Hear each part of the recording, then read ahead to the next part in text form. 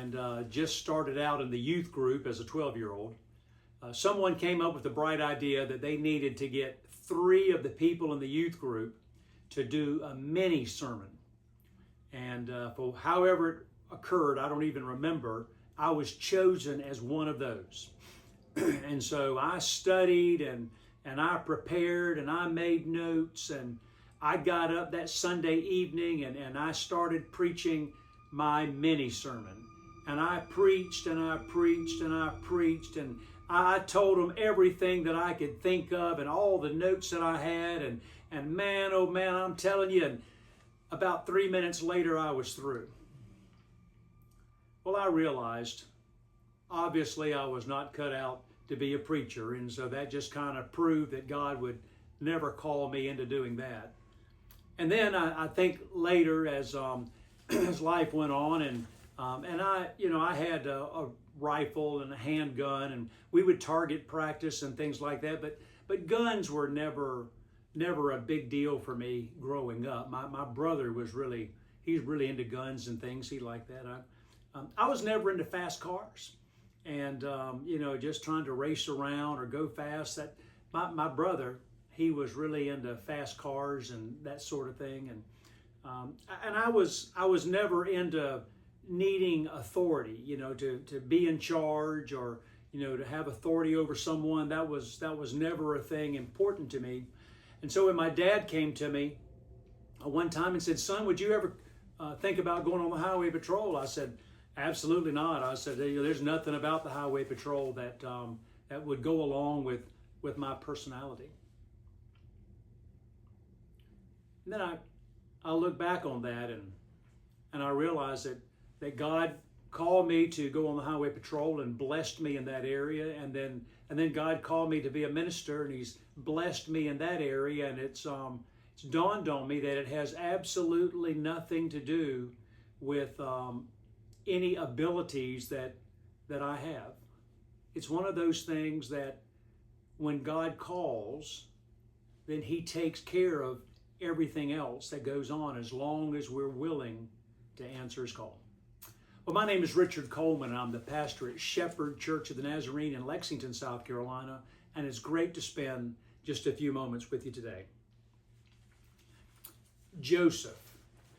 Joseph was the guy that in the Bible stories we call him Joseph and the coat of many colors. And so Joseph ended up getting sold into slavery by his brothers. He ended up interpreting a dream for the Pharaoh and gets a top-notch job in Pharaoh's cabinet. He ends up getting his family to go from Canaan into Egypt so that he can take care of his dad in his later years. And before his dad passes, his dad's starting to get really old and doesn't have that much time left. And so the tradition is that you want your dad to be able to bless his grandchildren.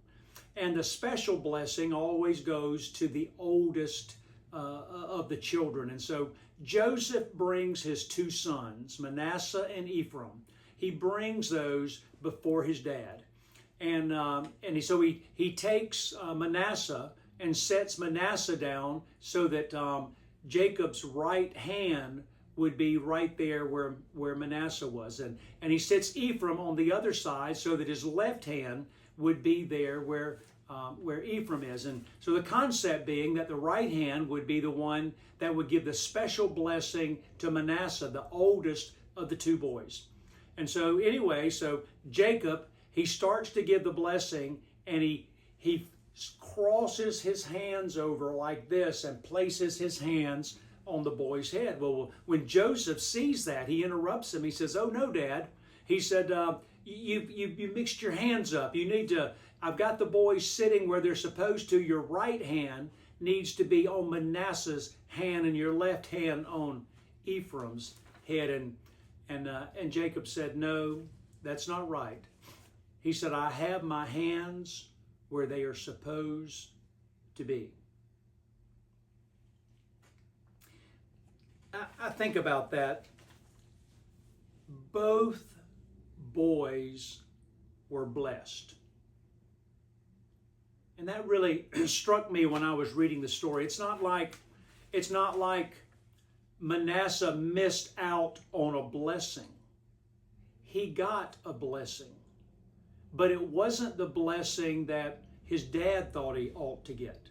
Or maybe it wasn't the blessing that he himself thought that he would get, but it was the blessing that God intended for him to have. Ephraim, on the other hand, probably thought, well, I'm going to get the secondary blessing. It won't be as big of a deal, but whatever. But he ended up getting the most important blessing.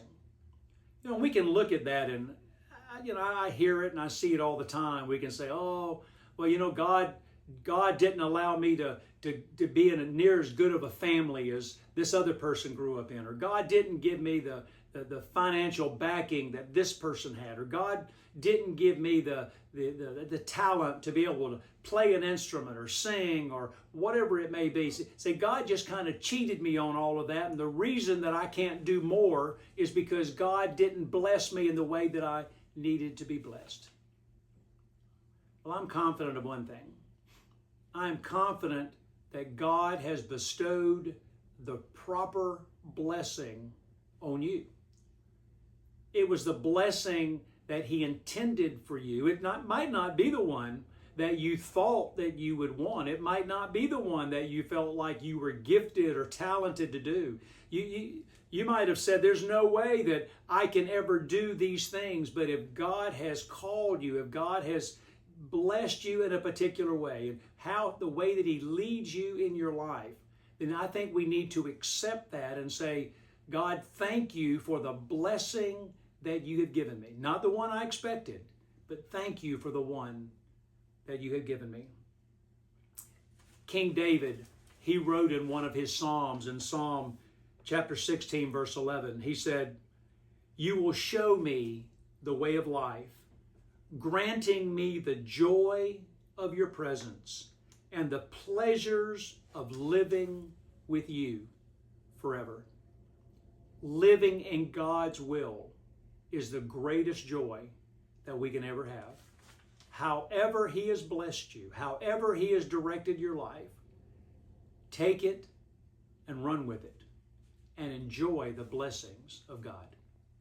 So may the Lord bless you and keep you. May His face shine upon you. May you truly be able to enjoy God's blessings this week. Thanks for taking the time and viewing today.